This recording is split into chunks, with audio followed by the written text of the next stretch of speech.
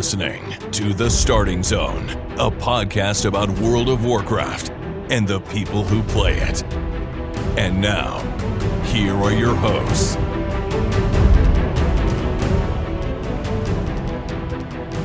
Well, hello and welcome to The Starting Zone, the podcast about World of Warcraft and the people who play it. Today is November 22nd, 2023, and my name is Spencer Downey. Thank you so much for listening and subscribing to the podcast. I am joined today, as always, by my co-host, Jason Lucas. Jason, how are you doing this fine Wednesday? Spencer, hello. I'm doing very well. It's officially Season 3 season. You know, we got Vault rewards and we're doing the whole thing now. We're getting into the rotation. It is Wednesday. It is Thanksgiving Eve, which in the U.S. is traditionally a very big party night.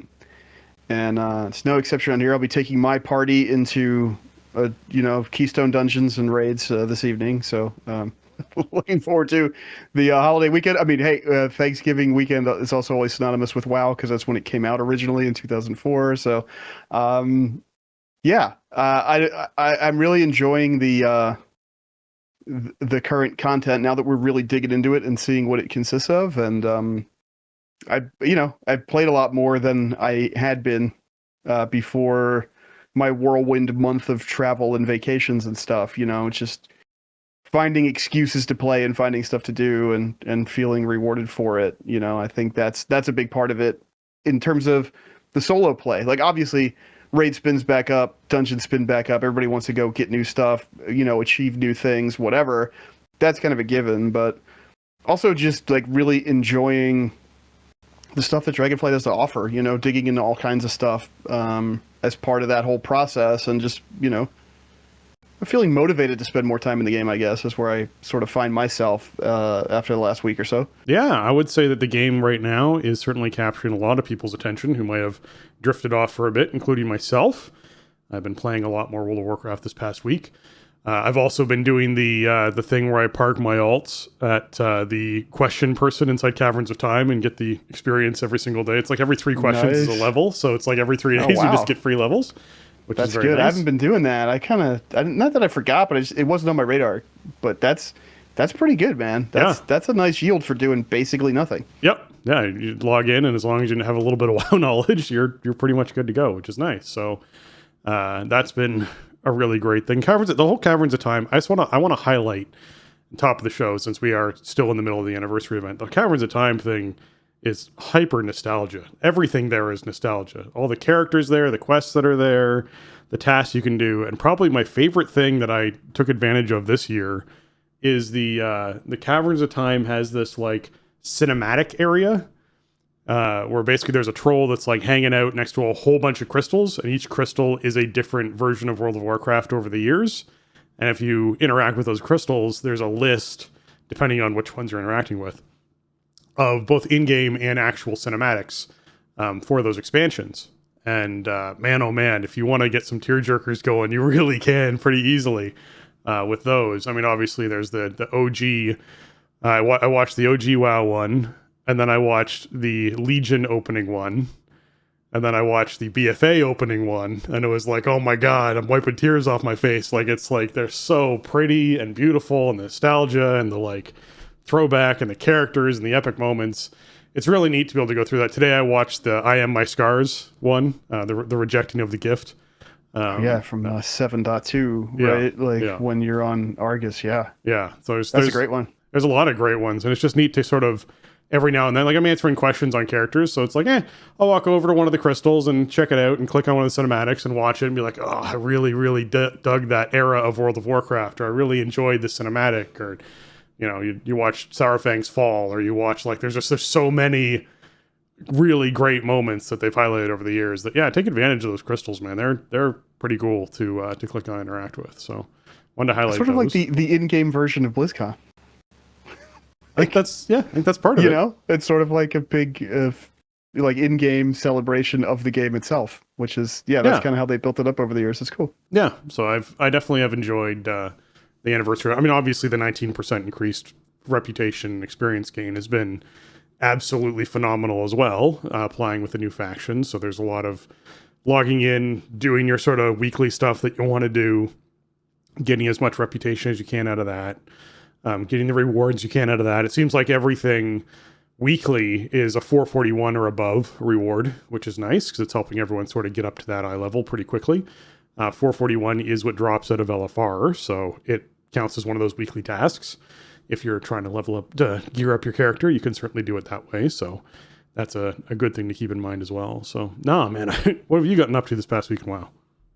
Well, quite a bit. I mean, mostly, almost exclusively playing the main. I haven't really done too much stuff with Alta. Did a little bit with like taking the monk out to Emerald Dream, but I'm mostly just focused on the main, doing the warrior stuff. First week of raid was great. I mean, we spoke, I think, after 2 nights, and then we still had a third night. So we ended up finishing up first week 9 of 9 normal and 3 of 9 heroic, which is great for our team. I do think, I mean, this raid is very approachable. It's definitely tuned favorably to players so far, especially like the normal raid is much less complex than, I mean, when you think about where we were in BFA or Shadowlands, what some of those fights look like and end bosses and everything, Amir Drasil is not that.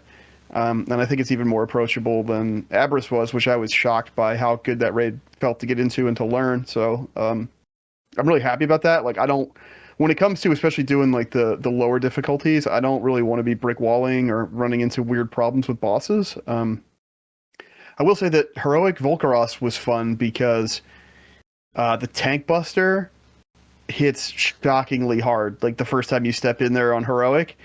And tanks almost never get hit hard anymore. Like, there's certain things that hit hard sometimes, or there's mechanics that if you handle them wrong, it's a wipe because people got slashed with it or whatever because you didn't position right. But rarely is there a tank buster where it's like, how do I live through this? And so right. Volcaros was, that was a bit tricky. I mean, my co-tank is a little under-geared coming into the season. He's not a super like key pusher or whatever, so he wasn't coming in at basically like 450 and, just going straight into it. And I don't think I have made a shield for him recently, so, stuff like that adds up quick when it comes to big physical hits, is getting more block rating on your shield and everything. And meanwhile, the whole time Volcaros does his regular melee attack, he stacks this debuff on the tank, so you want to line up the taunt swap so that you're taunting Cataclysm Jaws when you have no stacks of the debuff. That gets a little bit tricky because DBM kind of just screams at both tanks when Cataclysm Jaws is going out, so we agreed to just shut off that warning in DBM and just communicate with each other about when we were taunting, which made a big difference and also helped us line up, cooldowns and whatever around the big hits. But I got to go back to what was the patchwork fight, the Hydra boss in Old Deer. That's the last time I think I got hit that hard on a lower difficulty, the Unstable Amalgam or whatever it was called. I just remembered that it could walk. It had like a strut to staying alive or whatever it was. It just literally walked along. It was perfect. It was the silliest looking giant 3-headed monster we've ever fought in this game. But that thing wrecked tanks pretty hard, and Volcaros is kind of on that level. I was stunned. But we got it down. It felt great to get 3 heroic bosses down the first week. And then last night we went back in and cleared out normal in 2 hours flat. So that was good. Just felt pretty efficient. Like, we're going to do normal for a little bit to dish out set tokens and stuff and just get everybody sort of used to how the fights look and as we work our way through. But I don't really want to spend more than one night on it at this point. And then once we have the skip unlocked, who knows? We might just go straight to Farak and sort of do that and call it good, because we didn't have great luck with tokens on the reclear. We only got a few of them, but I think Farak is guaranteed to drop an Omni token per 10 players, and I'm rolling with 30 right now, so getting 3 Omni tokens for that much work seems like maybe the play. But yeah, overall, really enjoying Amir Jasil so far. It is that tricky part of, from like a raid leader perspective, there's a lot of expectations and everybody wants something different, and I can't accommodate everybody. I can't bring more than 30 players into the raid, stuff like that. So just some logistical challenges around that. But, the content itself, I think, is fantastic. as far as keystones go, I did manage to accomplish my goal of doing each dungeon in the pool at least once on Fortified Week. Very nice. So I finished the week at 1200 rating, give or take. I think I had like a +5 thrown at the tide, so like it counted, but it barely did anything. This week is our first look at Tyrannical, obviously, this season, and so that's a learning experience because we really didn't know what the bosses did last week, right? Like, it's just a whole different thing until you see that kind of Tyrannical ramp up. But I did a bunch of keys last night and got up over 1500, so I got Conqueror done so far, and you get the of the Dreaming title for that, or something like that. A very Ysera kind of title, so that's cool. Yeah. So far, I mean, I feel like the dungeon pool feels mostly pretty good. There's obviously some parts that are spiky and difficult, but it is Keystone Dungeons, and there are parts of it that are going to be hard and supposed to be, but feels nice to move into a new dungeon pool and just not be doing the same old dungeons, the same old routes, the same bosses over and over again. That's really the big advantage of the rotating pool. So that's been fun, and just, you know, I have some new people that I'm doing Keystones with that I haven't played with before, and I'm grabbing some old friends who we've been doing Keystones with for a while, and some people who are sort of in between. So that's fun too. Kind of that set group that I had for many patches in a row has pretty much all been scattered at this point, unfortunately. Okay. But you know, obviously we have a pretty strong core group of players, and we've picked up some really cool people from the Death Jesters and Zeros to Heroes community. So, you know, the biggest thing is just healers. You know, that's what we were always short on, and I have a few healers in my orbit these days, which is awesome. Good. So, get a tank and a healer, and it's pretty easy to find 3 DPS for kind of whatever you want to do, right? It tends to be.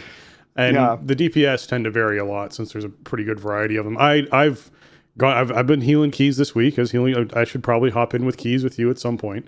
I did some 13s and some 10s and some, you know, that kind of stuff to sort of dip my toe into things. So I certainly have been experiencing some of the new, I guess, the new dungeon pool, and feeling some of the hot fixes that just came in last night, which we'll talk about a little bit later in the show. So I'll hold off on talking too much about M+, just because I have opinions about things, and I want them to feel relevant right at the time and tie things together. We do have a lot of Mythic Plus stuff to talk about in terms of changes this week. So I mean, that's what I want to do. Yeah, that makes sense. Yeah. All right. Well, with that, I guess I'll mention one more thing. While I was doing my outdoor stuff, I threw this out as a tweet. I also threw this up in the Discord. I don't know how many people got one of these, but I finished my Super Bloom. I got my like bag reward you get at the end of the Super Bloom. I also at the same time turned in for a bag reward for planting the 5 seeds. And out of one of those 2 bags, I got a bag that was called the Overflowing Sack of Coins, which gave me like 16,000 gold. And I was like, okay, that's a reward. If that's a weekly reward thing, that sounds great. Let's just keep that thing coming, wherever that came from. I did not roll one of those so far, but that sounds lovely. That's cool. Like I feel like that kind of stuff has been missing from outdoor rewards. Like just even the opportunity to make some real gold like that is cool. It was genuinely surprising, which is the best part about it, right? Is getting something in the game where you're like, wait, did I just read that right? Like I screenshotted it. I was like, did I just read this right? Like, is that almost 16,000 gold? What is this? Is my screen blurry? Is there like an extra zero? Exactly. I thought there was an extra digit. I was like, 1,500 gold. Whatever. You're like, wait, no. There's 3 digits after that 15. What's going on here? Now I could be upset about never getting one every time I do that weekly and don't get it. Now I can be mad. So that's perfect. Even better. But no, I think the outdoor stuff is really cool, and I've been doing a lot of it. I got up to Dream Warden's 18, so I got my augment rune, which was pricey, and that's why I need those gold bags. Right. It's cool 100K this time around, isn't it? It's 100K, yeah. It's way up from the 40K it used to be. Yeah, and I think even in what was it? I think it was 80 in Shadowlands. It was expensive, but it's more expensive than the Shadowlands one. Yeah. But whatever. I mean, it's 87 main stat, which is not like make or break when you're just dinking around in normal and heroic raid, but it's a cool thing to have. And also, man, there's a lot of really accessible rewards inside of Dream Warden's Renown. Like, right. I unlocked, I think I was like 15 to start reset week, and then I got all buffed up, and I did all the weekly stuff, and I did all the world quests and everything. Yep. I did some story questing that I had just not done yet, like some of the little epilogue stories and stuff. And I got all the way up to 18 by the time I was done my lap. And then I had held on to my seed blooms from the weekly thing to plant the seeds for the first 3 weeks, because I knew there was mounts, and the mounts were the thing I wanted to collect. And so then I hit all those rep thresholds, and then in one day I just got 5 new mounts for like a handful of resources and the weekly currency, and that felt really cool. Like, it was nice to just collect all that stuff and see it all go. Like, all the stuff on the Dream Warden's vendor is just resources. It's not collect these drops off of these things or go to the auction house and buy them or whatever. And you know, a lot of the 10.0 stuff was like that. From the renown rewards were not as simple as just rep up and then spend resources. So I'm glad that this one's like that, because it's fun to collect, and I've gotten a ton of cosmetics out of the system already, and thanks to the rep bonuses, like, I'm almost done with renown. I didn't do your alt first, get the 10, get the bonus. Like, I didn't want to spend that much time. I'm gonna play it. I missed 1 week of raiding without the augment rune. Like, it's fine. The other stuff will be there very soon, but I think the way it's structured is nice. It feels really good, because when you unlock something, you can actually just have it. You can just go get it from the vendor, assuming you have, you know, some resources on your character. Yeah, I've definitely enjoyed the renown system for Dream Wardens, and being able to go to the vendor and be like, oh, I just bought 441 gloves, or I just bought a helm, or I just bought certainly things that you could use on your character when you're first starting out. And at first I was kind of like, oh, I wonder if the rewards from the weekly task should be lower item level than LFR. But then you sort of had that realization, like, but LFR is kind of a weekly reward thing too. It's all kind of the same pool, so I think all of them being at 441 makes sense. And I like seeing so many players being able to just get to that relevant item level fairly quickly by doing dream surges and doing stuff with the Dream Wardens and doing the time rift stuff and doing the, like, all these things just feed you gear that can get you to 441 pretty quickly. And I think that's a really neat choice that Blizzard made for this patch to allow players, because I will definitely say, as someone who wasn't doing a lot of Mythic Plus and wasn't raiding up to this point, it was way more difficult to feel relevant item level wise than it is now, which I really like. And I know that in like a month and a half, when everyone's kind of up in that 477 kind of range item level wise, 441 will feel very low. But it's neat that if you came back at the start of this patch, you are essentially catching up with everyone else pretty quickly. And it's not in a way that's not rewarding players who put the time in before we actually sort of got into 10.2. Those players simply hopped into higher level Mythic Plus, and so they started getting the 470 stuff, and they hopped into raids and cleared the raids and got more rewards out of that. And it's just returning players can kind of get to that solid footing a lot easier, which I like. So I think this anniversary event overlapping with 10.2 coming off of BlizzCon has been like a really positive experience for a lot of people around the game. And obviously we're coming up on, you know, Season of Discovery kicking off soon. There's a lot of people still playing classics, so World of Warcraft is in a really good place. So I'm just glad to see that. Yeah, I just want to piggyback off that for a second, because the cool thing about what you're saying is, like, it presents you with two options. Either the weekly stuff and the outdoor stuff supplements, your LFR and everything like that, and it just gives you extra guaranteed slots, because in LFR you're at the mercy of drops and then winning rolls and whatever. And yes, it unlocks vault slots too, but it's all very random. So it's an opportunity to either supplement that for players who that's like kind of their end goal, or also to just short circuit it if you're a player that is not looking to do LFR, and either like outdoor is kind of where you stop, or you're trying to get into higher rating. Plus, because of the way the gear upgrade system works this season, it stretches way farther out, right? You can get a couple extra tiers or an extra tier here and there, which brings you, that much closer or beyond the baseline of the next track up. Yeah. So that kind of helps you have extra investment in that gear if that's sort of where you end up, and you can get a bit more power out of the process, or it helps you it's like an on-ramp, to the gear that you want to get to a bit faster if your goal is beyond LFR and outdoor content. So, I think those are good choices. I think that That is, I've talked to a bunch of people who've been out for a while or have switched characters, and they're very pleasantly surprised at how fast they were able to kind of round out and sort of get caught back up. Yeah. And also using the tricks like getting the 450s from the weekly events and turning into season 2 piece just to fill in gaps to get ready to start gearing up again. Right.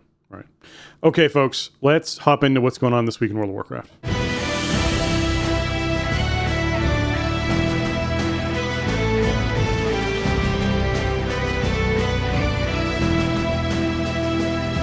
All right, this week in World of Warcraft is the Arena Skirmish bonus event, meaning the sign of the Skirmisher buff is up, increasing honor gains from arena skirmishes by 50%.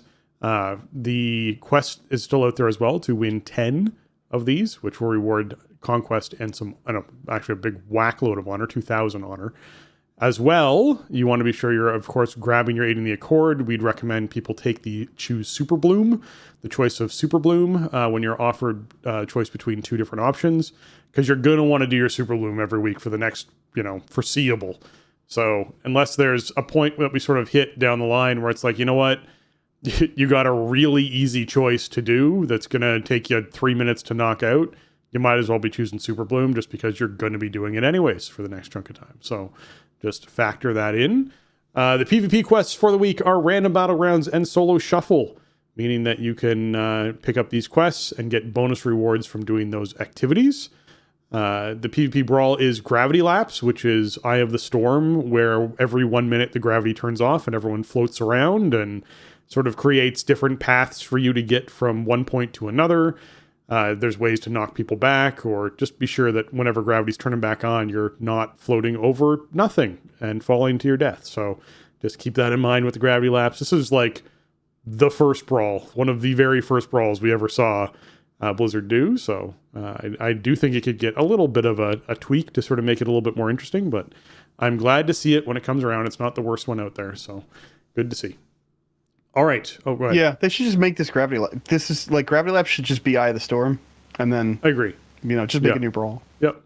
We're getting a new battleground in War Within. Yes, we are. Maybe you can make a new brawl around that, and then I don't know. Gravity Lapse is fine. I don't know. It's not an attraction where it's like, oh, I got to make sure I do some of that this week. Like, yeah, not for me. I mean, I don't do very much PvP anyway, but sometimes I'll, whatever, if it's Cooking Impossible or something that's a little more out of the ordinary, then maybe it gets a look, but Gravity Lapse is probably not getting a look from me. Yeah. Orastor the Hibernator, the new world boss, the big rune bear in the Emerald Dream, is the boss that's going to be dropping your 441 loot for the week. The plate, chest, and waist, male head and waist, leather hands and feet, cloth legs and feet, and haste verse neck. I actually happened to get the leather hands this week off of knocking him down, nice. Which felt nice. So got myself some gloves, although I replaced them very quickly because I got gloves out of Mythic Plus. So that was nice. But it was cool to see loot drop because it didn't drop last week for me. So at least I got stuff this week, which was very nice. So I was happy to see that. You can still knock out the Zakeli Elders for some 415s. And of course, Strunron, This Guy's Misery is up for that 395 loot. But I would say you're probably only killing Strunron this week to get yourself that dream dust to make your dream stuff go faster. If you're still trying to gear up a character and get rewards from that, or just get transmog, Strunron's a great way to sort of get a hefty chunk of that. Mythic Plus affixes for the week are Tyrannical, Entangling, and Bursting. And the pool for Season 3 that we're dealing with right now is Ataldazar, Blackrock Hold, Darkheart Thicket, both Dawn of the Infinites, so Wing 1 and 2, Everbloom, Throne of the Tides, and Waycrest Manor. So we're dealing with bosses that deal increased damage and have increased health. And while in combat, entangling vines periodically appear and snare players. And when slain, non-boss enemies explode, causing all players to suffer damage over time for over 4 seconds. And this effect stacks. So this week is probably one of our better tyrannical weeks you're going to see. Entangling can be a bit of a pain, but it's almost like a non-affix. I find as a druid, I could just shapeshift and move faster, but I don't even need to. Often I can just walk and strafe and be out of the entangling well within time to actually get to clear. I think there's only been one time I was doing a Taldazar as being chased by the big dino first boss, and you get entangling, and you're like, okay, I could see this being a problem for someone who was not already moving quickly to get away from the boss. But it's not a major issue. I think overall for a Tyrannical week, this is a good overall affix combo that we're seeing from players. Bursting just means that you got to be careful when you're doing trash, that you're not blowing up all the swords and then just, nuking yourself and your entire squad when you're doing it. But most teams tend to be pretty good at seeing it go to 2 to 3 stacks and then letting it sort of wear off entirely and not refreshing it at 1 second left. I've only had that happen once or twice. I imagine Waycrest with bursting will be a little bit of a rough one as well. There are some larger pulls in there and some more dangerous pulls in there AoE-wise. Everbloom could also see some of the same thing. So just be aware and pay attention to it. Throne of the Tides is pretty good. It seems like a lot of the little packs aren't too bad for bursting. I will say those goblin packs are super nasty with bursting. So just keep that in mind because everyone likes AoEing them down really quickly inside Throne of the Tides. But when it comes to overall for this week, I think it's a decent Tyrannical week for folks to sort of get in there and see things. Yeah, I agree. It's not the worst combo we could possibly have. Yes, entangling does happen during bosses, but like you said, the counterplay is pretty robust. It doesn't ask a lot of you to deal with it. And also there's ways to just straight up counteract it if you have snare breakers and stuff. Yeah, you just don't even have to that. you don't even have to move if you have that. So that's nice. I mean, there are bosses in this pool that require very specific positioning for quite a bit of time, like probably longer than the routes are going to accommodate. So you just have to, be careful, break them quick. Or, I mean, if you got to eat the stun to stand in the Soki circle on the Iridicron fight, then what else are you going to do? Right? That's the one that I thought of that that was an example. I've done that plays a couple of times, and I've definitely had it happen this week where I would just all right, I'm sitting here. This is what's happening. Yep. It's not moving out. It's sort of a harm reduction sort of concept at that point. Yeah. And bursting, there's a couple bursting traps that I've encountered so far. You mentioned Throne of the Tides. There's also that padding group of snapdragons. It used to be murlocs in the old version of the dungeon. Now it's snapdragons, and that's a pretty big pack. And if they all die close together, that's a lot of bursting. And they're already hurting you pretty bad. They have a bleed, or they have some kind of stacking damage that goes out. So that's a little tricky. And also, I wonder if this will change, but in a couple spots in Dawn of the Infinite, definitely in Galakron's Fall, and I'm trying to think if there's any in Murazan's Rise as well, but I haven't done it yet this week. There's spots where mobs kind of split off into smaller versions, or they summon smaller versions of themselves or whatever, and those smaller versions have on death effects, like they were dropping Sanguine last week too. So that can sort of get out of control if you have a big pull and you killed a bunch of stuff and then it turns into other little stuff that you then kill even more quickly. That can start stacking up. So you do have to pay attention to it. Bursting is not as bad as it used to be, but it will still kill you, and it can still result in even out of combat deaths. Right. So just be aware of that. But I did 4 keys last night, and now granted I'm mostly in the teens, mid-teens, whatever. The only key that felt difficult was we did an 18 Throne of the Tides, and I think Throne of the Tides is shaping up to be one of the harder dungeons. Also, kind of a wonky comp where I didn't have a ranged DPS, which was not ideal, and I will probably not be repeating that if I can avoid it in that particular dungeon. Plus, it's the thing of it's the first Tyrannical week of the season. It's a big learning experience. Yeah. Where if you're trying to do a 17, 18 Tyrannical boss for the first time, and Throne of the Tides is significantly reworked. Those bosses are much different than what we're used to from Cataclysm, especially the last boss. So, for me, it's I need to kind of learn that stuff by doing and by sort of putting the puzzle pieces together with the group that I have. And I learned a lot last night from the keys that I did, for sure. And I guess it's always the exciting part of early in the season. It can be frustrating when you spend an hour in a dungeon and don't walk away with any rating, but that's also why I like to kind of have a group with social stakes and everybody is there looking out for each other. Everybody's trying to learn together, just to avoid any kind of frustration. I mean, something gets messed up or whatever, or something gets called out and doesn't get acted upon. Well, then, I don't know, you just gotta take a deep breath and reset it and go, okay, let's try it this way or whatever. So that's, for me, that's always the beginning of the season, especially with Tyrannical. I'm glad it's not like some seasons we had early in Shadowlands where it's like the first week is tyrannical, we're super undergeared, everything is mega punishing, and then no one has we're patience just for anything. walking away. Yeah. Like maybe after, maybe we've wiped in this boss so many times that like somebody literally just has to go. Yeah. I don't think we're in that zone with this, so it's nice. I'm looking forward to kind of mastering this dungeon pool and getting teleports and all that stuff. Feedback I'm hearing from people who do a lot more keys than me are that like this season feels good. It feels easier than last season, things of that nature. So I think it's great. I mean, in my opinion, the Keystone dungeon system, it scales infinitely for a reason, right? So if the game is going to present you tangible rewards up to like level 20, and then there's this top end, region-wide scene of like who can do the highest dungeons that is very elite, fine, then, the track up to 20 doesn't have to be mega punishing. If you're a seasoned Keystone runner, then you shouldn't have to be sweating it out as to whether or not you're going to get your teleports if you just put the pulls in, right? That's my personal feeling on it, because there's always that next rank. You could always +1 it up to like a certain point where the math just no longer works. So I don't know. I do feel like they've pulled back a lot on the overall complexity and difficulty of getting to that level.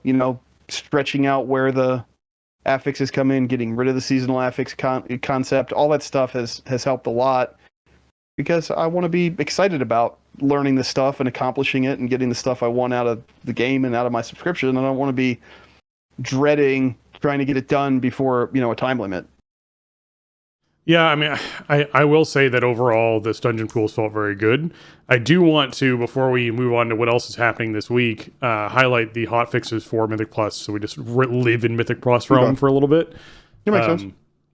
Because some of these are just very relevant to the comments you were just making about this feeling like a really good season. We're already seeing pretty dramatic shifts and changes to this Mythic Plus pool, not changing dungeons, but to bosses. Taldazar is what they started off with. They increased the enemy forces count that's required for it, which I actually hit just earlier today when I was running a Mythic Plus through a Taldazar, and the tank sort of got to the end and went, oh, I guess this route doesn't work anymore. I still need 20% more mobs, and we sort of had to run around and find mobs to pull to do that.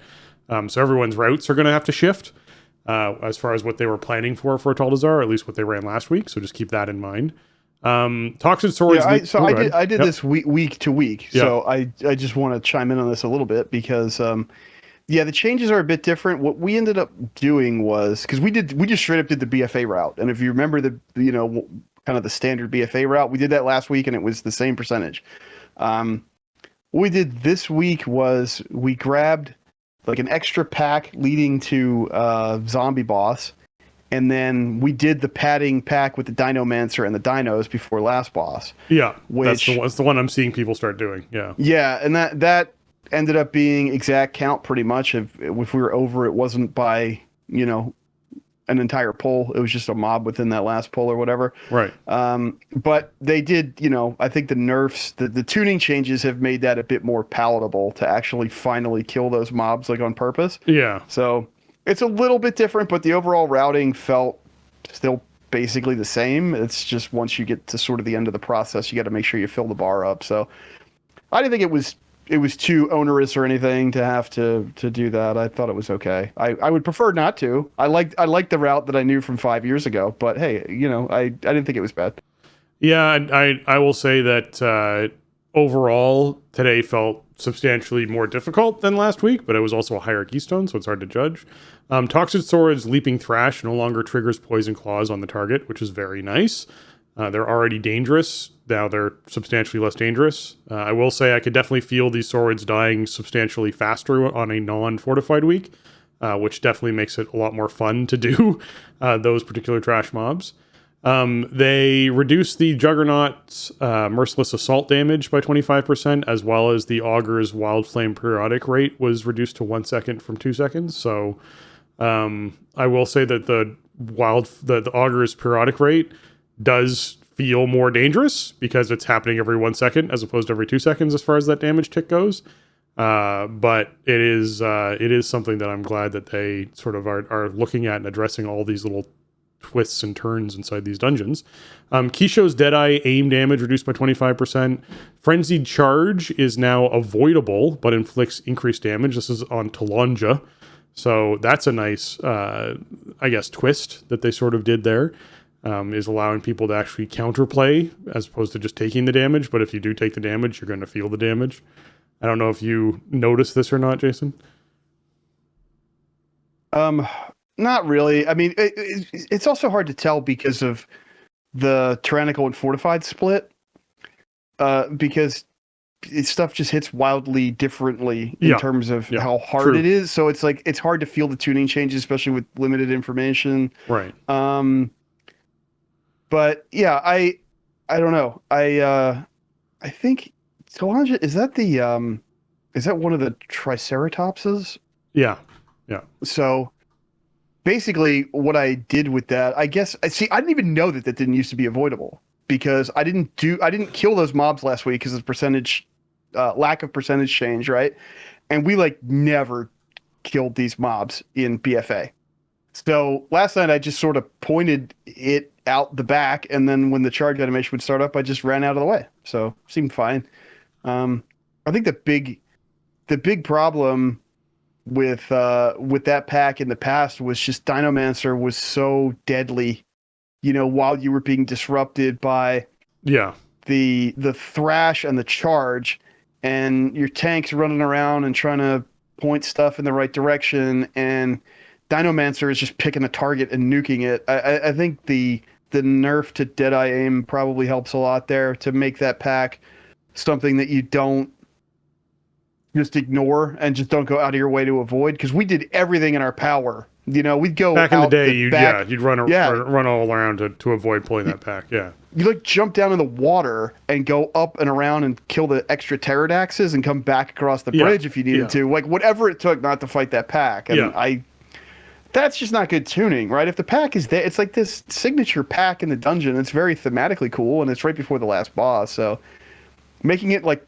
not a straight up mistake to fight it, I think is probably a good tuning decision. Yeah. No, I definitely agree. The other thing we saw was Mazumi, who is the other Triceratops's wild thrash range is increased to 100 yards, which means you can't just back away from it. You have to get out from in front of the boss when that's going on.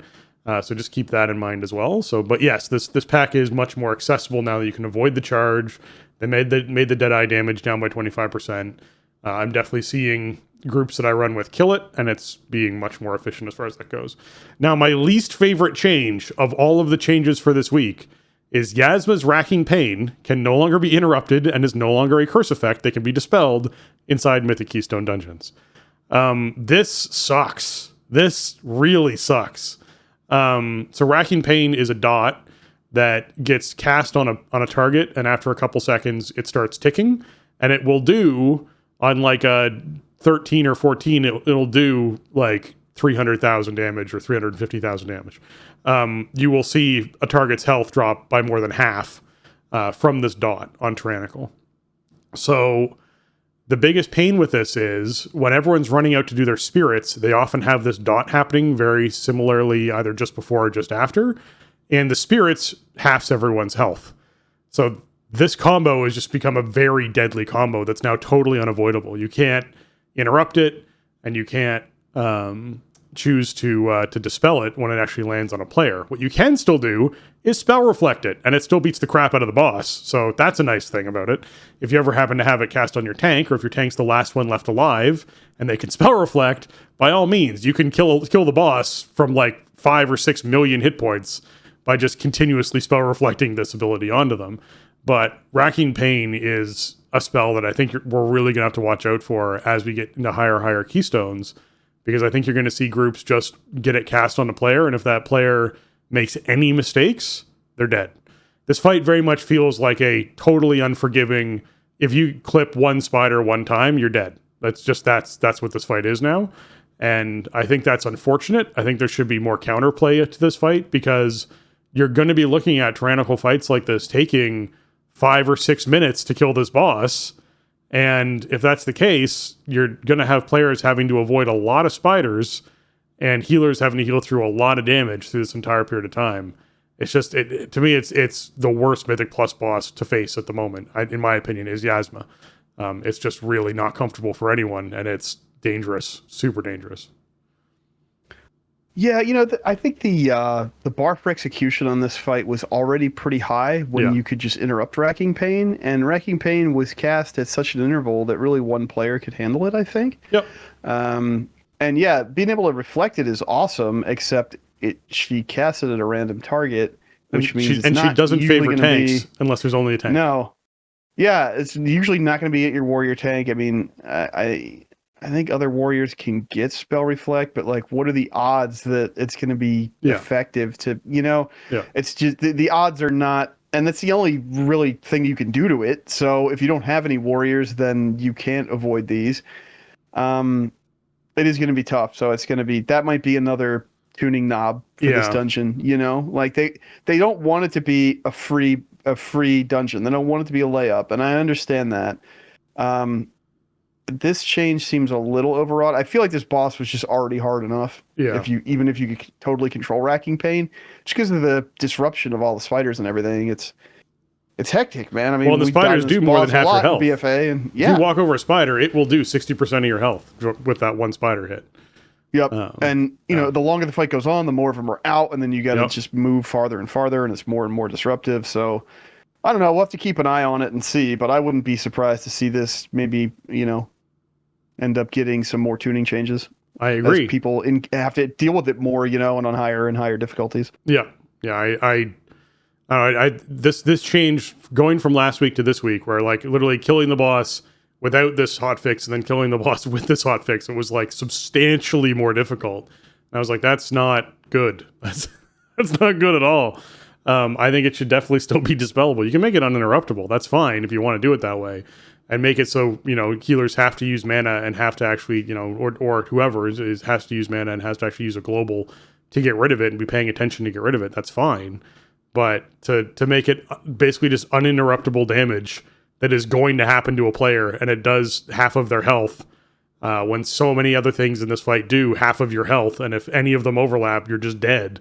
I think it's a bit too unforgiving. So I'd like to see more tuning happen to this. Priestess Alonza also got herself some tuning. Corrupted Blood inflicts damage every 2.5 seconds, up from 3 seconds. So you do feel this too. That fight is still very manageable. I wouldn't say that it's a fight. I mean, it's a fight where the biggest thing is killing the Spirit of Gold before it eats up all of the blood puddles, so that you don't end up with no one able to actually do damage to the boss, and the boss just healing off of everyone every single intermission phase. And they did buff the Spirit of Gold's health by 33%, and it does still feel like a manageable add to sort of kill, as long as you have some stuns and knockbacks and that kind of stuff to deal with each one as they come out. But I think this overall has been a good tuning change. I think the fight still feels dangerous. It doesn't feel like a gimme, and that's good. But nothing in this fight is like hyper unforgiving, other than, hey, you didn't kill the Spirit of Gold, or someone didn't step into a puddle and do the mechanic properly, which I've run into. I've run into a couple of groups now where people just didn't know they needed to collect the blood puddles before she did her transfusion to be able to actually kill the boss quickly. So, yeah, I mean, good to see. Right, which is funny to us grizzled vets who, like, this is an old dungeon. It's a new dungeon to a lot of people, but to us, it's like, oh yeah, priestess, okay. Iliad, stun it up. All right, everybody go get a blood. All right, watch the boss kill herself. Okay, repeat until she's dead, right?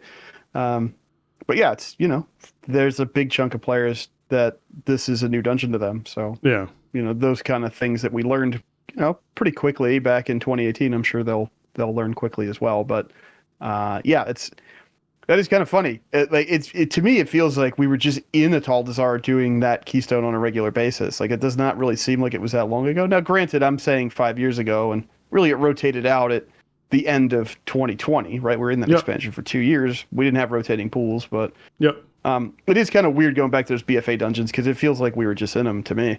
I'm with you. My memory's very fresh and sharp on a lot of those ones too. Murzon's Rise, they definitely felt that in Tyrannical Week things were not tweaked properly. So Tyr the Infinite Keeper got nerfs to Radiant Barrier, both to the actual absorb damage reduction, as well as the refresh damage, both got nerfed.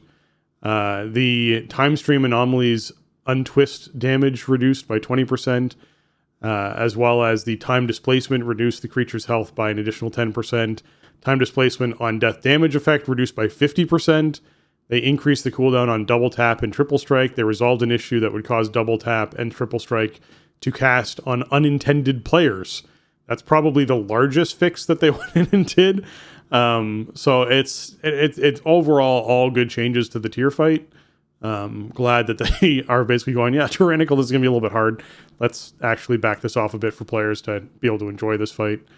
And then Chronolord Dios also got the health reduced by 20%, sorry, by 10%, and infinite corruption damage reduced by 20%. So Murazon's Rise is an easier dungeon as of yesterday, with hot fixes that came through to sort of tweak those numbers back into place. Yeah, I'm glad that they're just doing that right away. You know, these were, I guess, some of the biggest question marks is the Dawn of the Infinite wings as keystones, because, you know, the dungeon's trying to solve or not solve the problem, but it's trying to present a much different experience as a mega dungeon than it is as 2 keystone wings, right? So yeah, the bosses have different mechanics. Yeah, right. Like they need to. Yeah, for sure. They're presenting different challenges. So you know, we saw in Shadowlands, we saw Tazavesh get really massively kind of reworked in terms of routing and stuff shortly after it was released.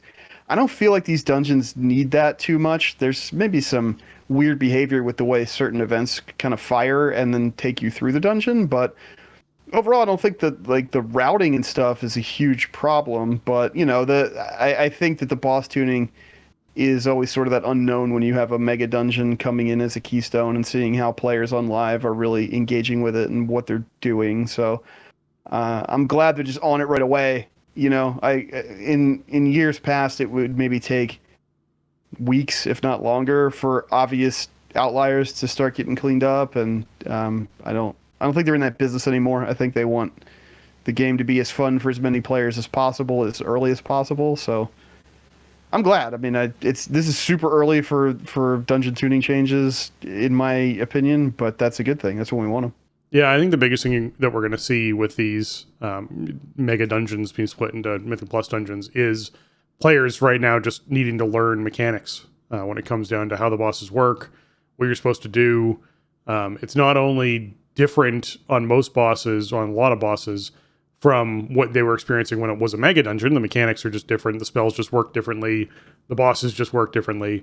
But you also have players who probably didn't do the mega dungeon a whole lot, which means these bosses are just probably the least exposed to a lot of players as bosses that you could go do. So it just requires more patience of people trying to figure out and understand what they're doing in these places. So I would definitely recommend watching a guide for these places if that's something you're wanting to learn how to do. Before hopping in, it'll make you feel a lot better. There's a lot of like 6 to 8 minute, breakdowns out there for folks who are trying to figure out how these work. So I'd recommend checking one of those out. Throne of the Tides. They reduced the total number of unstable corruption spawns, and unstable corruption now spawns more consistently in the Abyssal Hall. Yeah, I mean, that's a good change. I'm glad that they made this easier. I will say that the Abyssal Hall, that's the final boss room, is it not?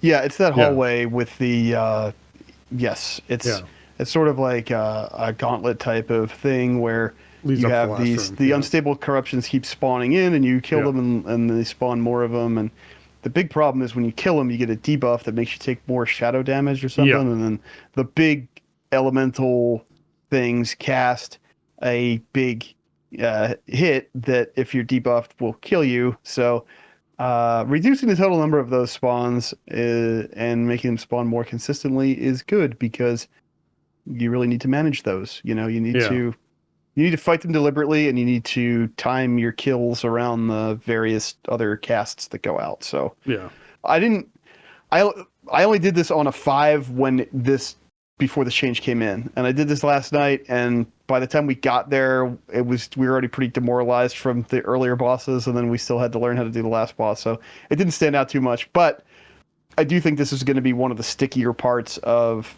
the entire pool this season, just because when you can't control the pace, that's when bad things start happening. Yeah, Yeah. Coming out of a fortified week into a non-fortified week with nerfs and bursting, Vicious Snapdragons and Goblin Aquamages, which are the two that Jason and I mentioned, both had their health reduced by 20%. So these things are going to melt compared to what you experienced last week inside of this place. Because not only are they not fortified, they also just got health nerfs, which means bursting is going to be super dangerous. So just pay attention with the Goblin packs, pay attention with the Snapdragon pack. Don't just blow up your team with bursting when you're dealing with that. The Goblin Aquamage's Aqua Blast cast time was increased to 4 seconds, so you get that extra 0.25 seconds of reaction time. The Tainted Guardian's swell damage reduced by 15%, and Najtar's Sentinel's Crushing Depths heal absorb has been reduced by 15%, which is also nice to see. And on the last boss, Azumat, Azumat's Sludge Gushing Ink now properly displays its precast effect, which is just like spurting ink. The Blotting Barrage damage was reduced by 15%. The Blotting Darkness inflicts damage reduced by 25%. And Neptulon's Cleansing Flux duration is increased to 12 seconds.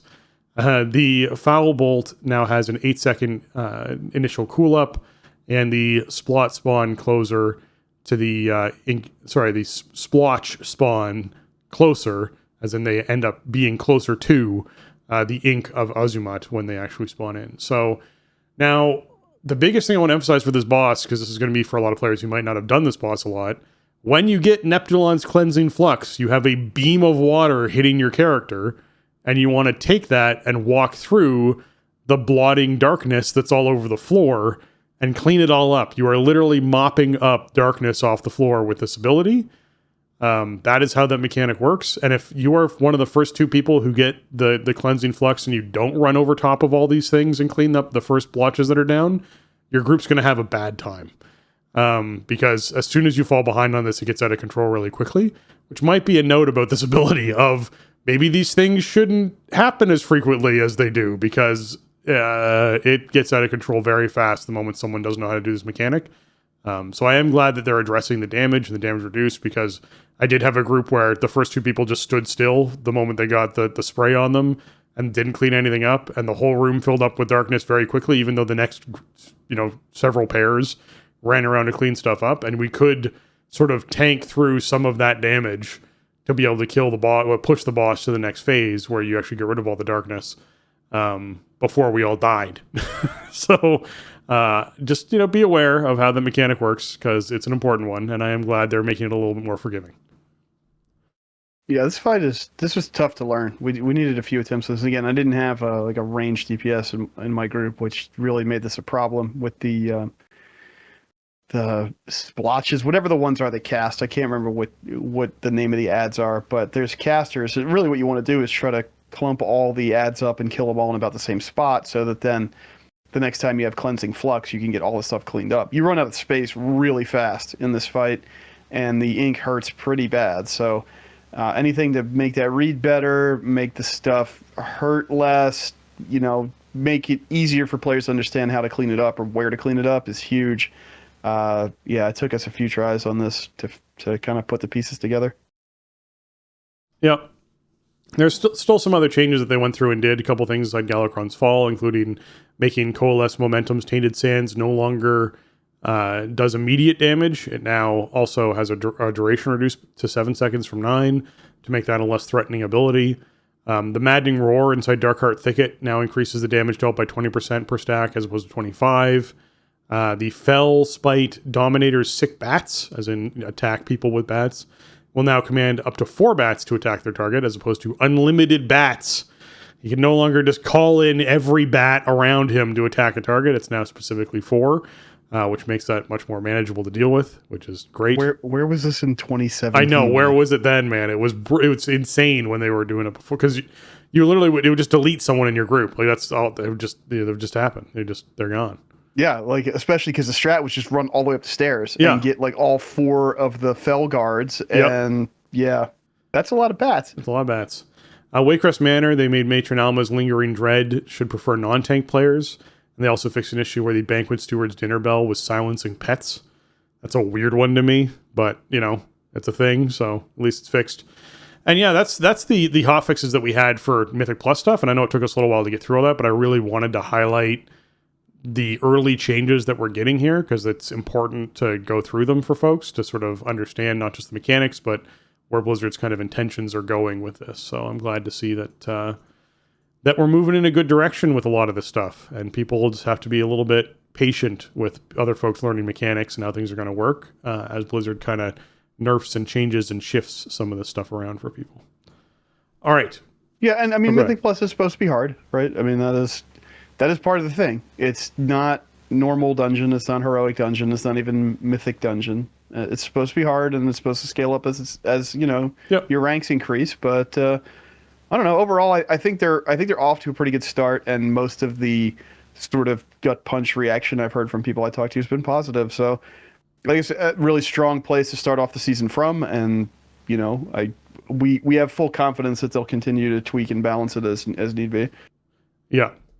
All right, WoW's 19th anniversary is still running. It goes until December 7th. So we still got a couple of weeks left, which I'm super excited about. That's tons of time to take advantage of this 19% increased experience and reputation gain that you get from just logging in and open up the anniversary package that's inside your mailbox. There'll be an item in there that's like a World of Warcraft symbol. You click on that item. It'll actually consume and give you a buff that is permanent on your character for the duration of the event that will increase your reputation experience gain by 19%. I mentioned the trivia question already. Down inside Caverns of Time, there is a dude down there that you can talk to who will ask you a trivia question and grants a good amount of experience for it. So a great passive way to level up characters is just bring your alts down or your whatever character you want down to the Caverns of Time and park them in front of this guy and then just log into each one every day and answer the trivia question. What I've noticed is, like 3 trivia questions is a level. So every 3 days you get a level. Which is a lot of levels that are free on a character. So you can push characters up pretty quickly just by doing that. And it's, basically free experience. There's a daily quest to defeat each of the classic world bosses, which gets you some 441 eye level gear. As well as Korok's Revenge, which is the Alterac Valley event that's going on right now, where you can get yourself the Battle Ram or the Frost Wolf Snarler. It's one of the only ways to get like the opposing faction mounts, if that's something you're looking to get. You can actually get out there on your Horde character, complete the Frost Wolf Snarler, and it will give you the Ram on your Alliance character, which is kind of a neat way to do it. So you can actually get those things accomplished for yourself. Doomwalker, the big world boss, is up in Tanaris. That's just outside of the cave that you actually go down into for the Caverns of Time. The Azure World Chiller mount, as well as the Illidari Doomhawk, both drop off of this, as well as the Doomwalker trophy stand toy. I kind of wish there was a Doomwalker little like battler toy that you could get for the Rumble game. I kind of wish that was a thing because they had the whole Rumble machine added. I think that would have been a fun toy to add. Just start adding things like that where you get a little Doomwalker Rumble thing that you can turn into the game. Well, they gotta put Doomwalker in Rumble first, and then I guess and then you do the crossover. Yeah. Now, I will say, I want to just chime in on Doomwalker to say, I'm not entirely sure if the Illidari Doomhawk and the trophy stand toy are just straight up droppable from the boss anymore. Like, the Azure World Chiller is 100%. You log in and you kill it and you get it, and happy anniversary, here's your free mount. I believe they moved the Illidari Doomhawk to one of the event vendors, which means you can just go get it. But I don't know if it still has a chance to drop, and same thing with the toy. I don't know if the toy just dropped. I mean, I got all this stuff years ago, and it's not going to ever drop for me again on my account, so I have no real way to verify it. But if you are not getting drops from Doomwalker for previous year rewards like the Doomhawk or the trophy stand, check the vendors out, because it might be on there. There's a vendor across from the question guy that I think has that mount and that toy on it for... time walking badges, the time walking tokens that you can get. I will add something that it's a wish list item here for those Blizzard employees who are listening in at the moment. I want all of the time walking vendors to be in Caverns of Time during this anniversary event. So you could get mounts, toys, pets, whatever it is, from any of the different expansion vendors during this anniversary event, because I think it's just such a cool thing inside Caverns of Time to have all this, reference to time and everything I think it would make sense for time walking people to all be there as well, so that you can actually earn or purchase, the mounts and stuff that you might want. And it gives people that extra bit of time as opposed to once every, 6 or 7 months of whatever the rotation is for their chance to get the thing they want to get. It's that one extra time a year where they can go, oh yeah, Caverns of Time, let's go pick up the thing that I want off the vendor, because they're all down inside Caverns of Time. So that would be cool. That would be a cool idea and very thematic. Yeah. And you get a bunch of, time walking. You get a bunch of time walking badges. So. Yeah. So I just felt like it fit, which would be nice. And yeah, there's other things you can buy with badges too. There's like the bronze tinted glasses, a bunch of wands for transforming people into things. There's like corgi, battle pet you can get, as well as like different outfits for the corgi. There's the tranquil mechanical yeti costume for your corgi, which is kind of hilarious, as well as like the costume sets for your character, like Edwin Van Cleef dress up costume for you.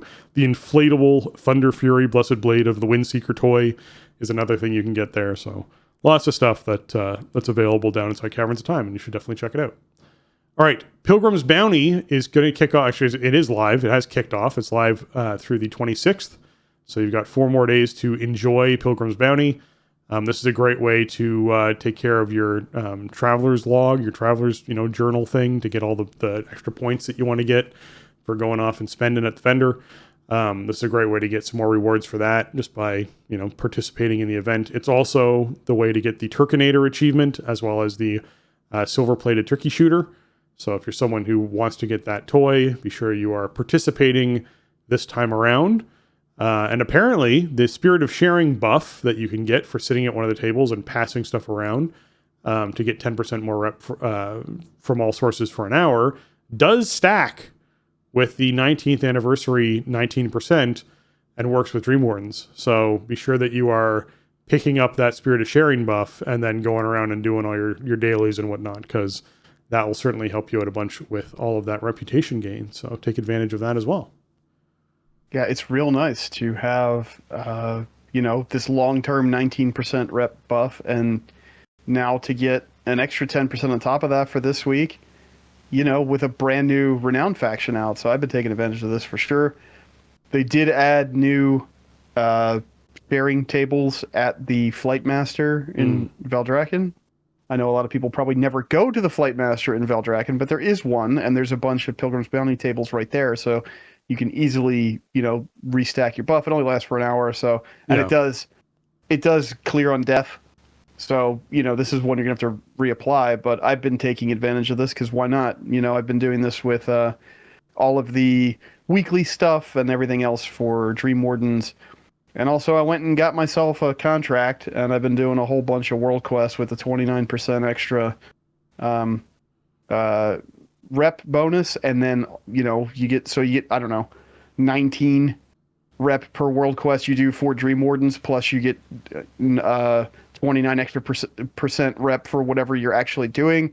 So it's a lot of rep for sure. There's really like no other big updates, although I think there are some of the I didn't actually look into this, but somebody told me there were turkeys for the Turkinator thing in Onaran Plains as well. Oh, really? So that's awesome.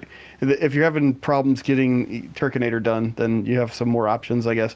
Because it's like timed, right? You have to kill X number of turkeys in X amount of time. So, it's this is a small little 1 week holiday, but I have been taking full advantage of it this year. It's nice when all this timing lines up, with new content and these traditional yearly holidays. It's again, the patch has been out for 2 weeks and a day or 2 days, and I'm at, Renowned 18 of 20 without really feeling like I've been grinding it.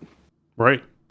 Another hotfix we saw come in was in relation to creatures. The unpulled rare elites in the Forbidden Reach and Zaralak Cavern should now despawn after 15 minutes unless players are in the immediate vicinity. This is hilarious to me because I did have this happen on, I think it was Sunday. I opened up my map inside Zaralak Caverns and there was like 15 or 16 rares on my map. I was like, holy crap, in this one area. So yes, they are going to despawn if there are people around, which I think makes sense, to not have just this ginormous pile of rares inside one corner. Because they also fixed an issue causing rare elites in Forbidden Reach, Starlight Caverns, and Emerald Dream to not award credit to players in a raid group. I also wonder if that had something to do with me not getting loot from killing the world boss last week. I don't know. Maybe. Who knows? Oh, maybe. Could be. Yeah. Yep. I mean, this seems kind of weird, but I guess the thing about it is you don't want all the rares to be up at one time if there's, no players around, because then players aren't going to naturally funnel in towards whatever rares are up, right? Yeah. Like this way, okay, nobody interacted with this rare, all right, it despawns. Now there's one fewer rare up, which means there are fewer options for players to go to. You want, even if people are not in any kind of formal group, even just like an ad hoc group that forms around a rare or something, like you want them all to be moving in the same direction, because more than one player is supposed to be fighting these things. So it's weird on its face. It's really weird. And I'm like, why are they doing this? But then I think about it, and it's got to be something like that, is that they want the rares to attract the attention of the players in the zone, not to be just a whole bunch of markers that nobody's ever going to do anything with. Yeah. Okay. Heroic Farak got some buffs inside the raid. Apparently, it is not as challenging and satisfying as they want the end of Immortals Dreams Hope raid to be.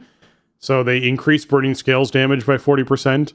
There is now an additional occurrence of Blaze during Stage 3. Blaze damage was increased by 40%. And damage of colliding with the swirling firestorm was also increased by 60%. So they have definitely chosen to I guess, violence. They've chosen violence when it comes to Farak, to be like, hey, you know what? This isn't as hard as we want it to be. This is now going to be a harder fight for folks who are looking to clear it. So just keep that in mind if you were working on Farak. Farak's now a lot harder on heroic difficulty. So got to factor that in. I hate this. I mean, it's sour grapes, yes, but I just hate it. Like, what this means is that the players who needed it the least are the ones who benefited from this undertuning. And the players for whom ahead of the curve is an achievement or a goal are going to suffer. I guess it'll be interesting to see how these abilities in particular get tuned over the course of the next few weeks and months. I'm of two minds about it. I kind of feel like stuff should never get buffed once it hits live, but if there's a real tuning problem, then I guess the best thing to do is make the adjustment quickly, right? Like, pull the Band-Aid off right away. You can't just let it be undertuned for too long and then buff it. That makes less sense than doing it right away. But my preference would be that just not to do it at all. And if you missed the mark with Heroic Farak, then hey, the mark was missed. It's just, the players who were blasting out ahead of the curve in the first week, it wouldn't have mattered probably if if these buffs were live or not. They would have been killing it regardless. And for, the vast majority of people who engage with raiding, it's now they're the ones who are going to be really impacted by this change, which was sort of the point, I guess. But I don't know. Just philosophically, when I read these notes, the first week of a new raid, I just go, well, that sucks. Like, how else am I supposed to feel about it, right? Yeah, I hear you on that. All right, user interface.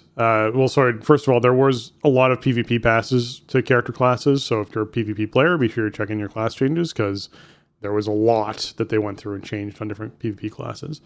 But user interface-wise, they restricted the add-on functions that allowed for in-combat distance checking between players.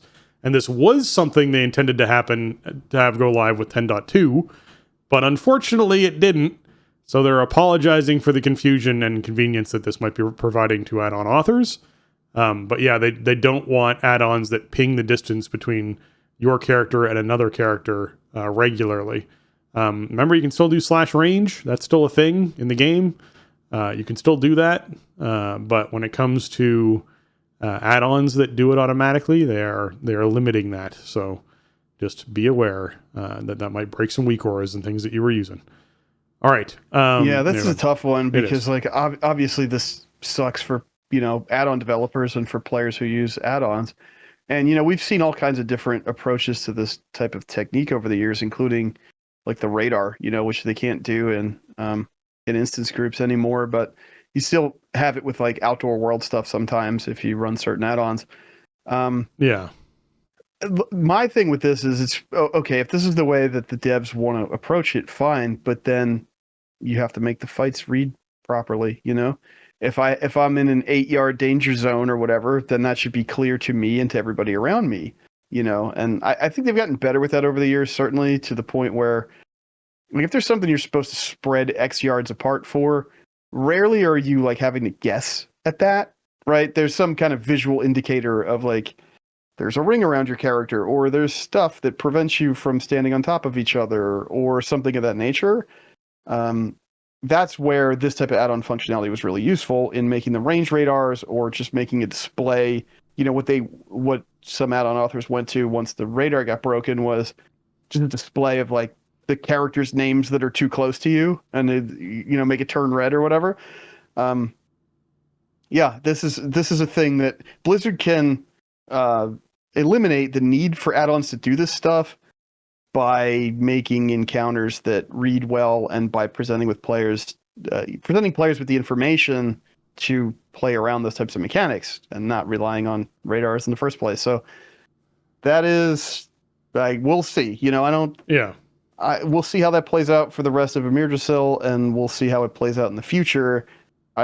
That to me, the onus is on them at that point. If you want to restrict add-ons from doing it, then you got to make sure that there shouldn't be a reason why an add-on feels like it needs to do it.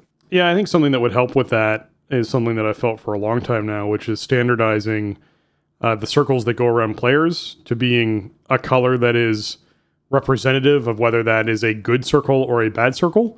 We often see spell effect colors tied to whatever the boss is, and whatever the spell school that the boss is using tends to be what affects whether or not it's a red circle or a purple circle or a green circle or an orange circle or whatever it is.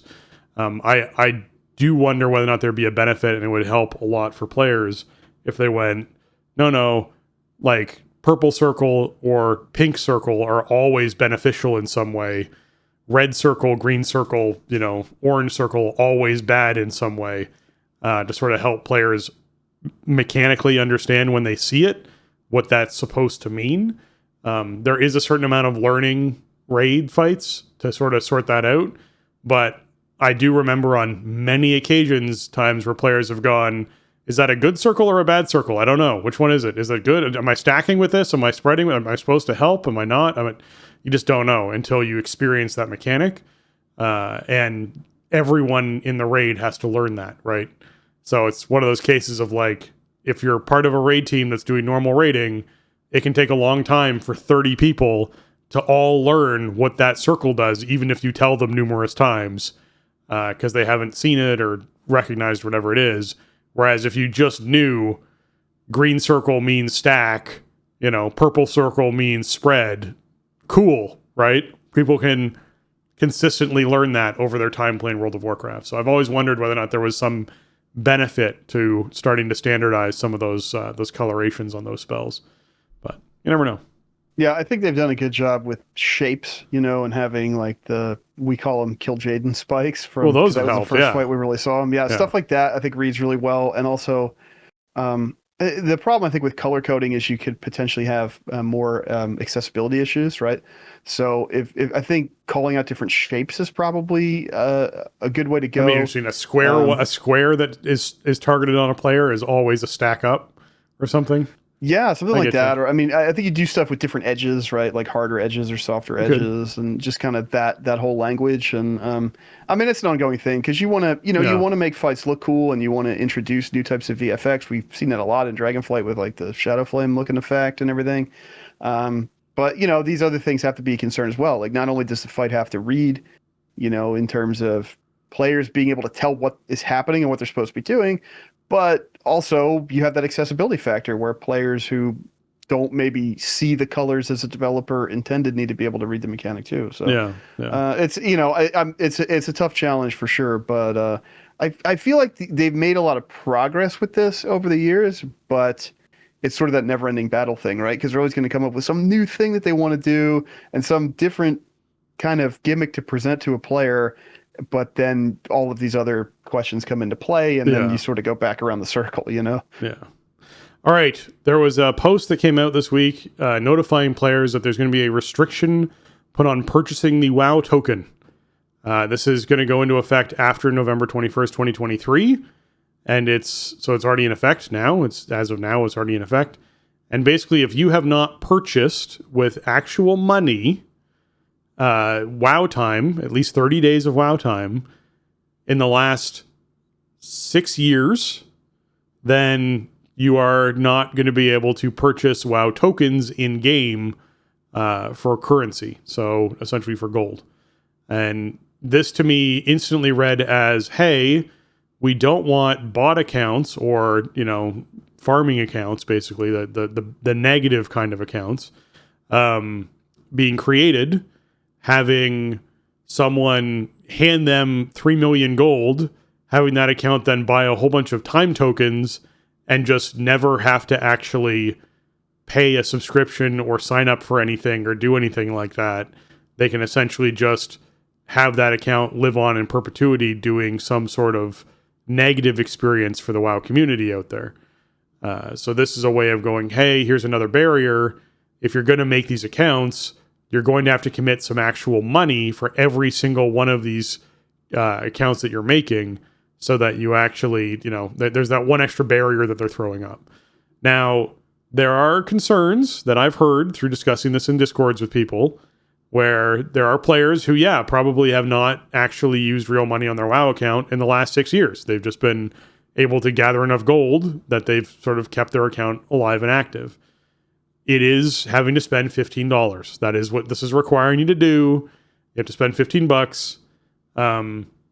That is, something that you'd have to commit to doing to maintain your WoW account if you're inside that situation. There's also the concern of countries where it might be hard to get the ability to buy WoW time at the moment. I'm fairly certain you can buy WoW time cards online, and that those count towards this, and that you'd be okay as far as doing that. So hopefully that's a solution for some folks. But yeah, in my opinion, this is a good step. It's something that is pretty lenient. Asking a player who hasn't paid any money towards the game in the last 6 years to spend $15 is not, I don't think, asking a lot.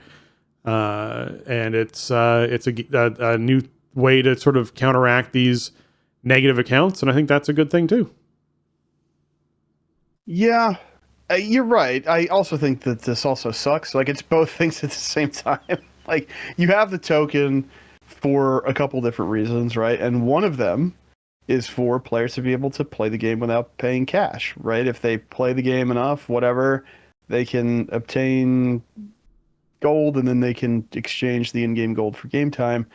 And obviously a lot of players like that option.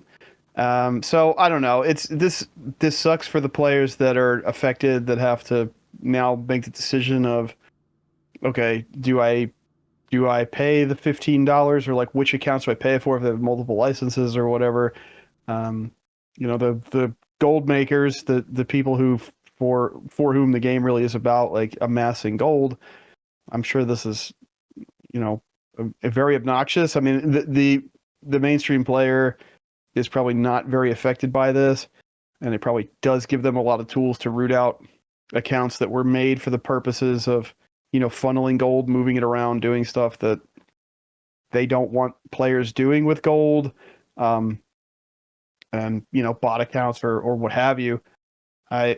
It's sort of, they don't explicitly say why they're doing this, and a part of that is because you don't want to, tip off bots or other bad actors to your kind of methods, right? You want to play it as close to the vest as possible, but I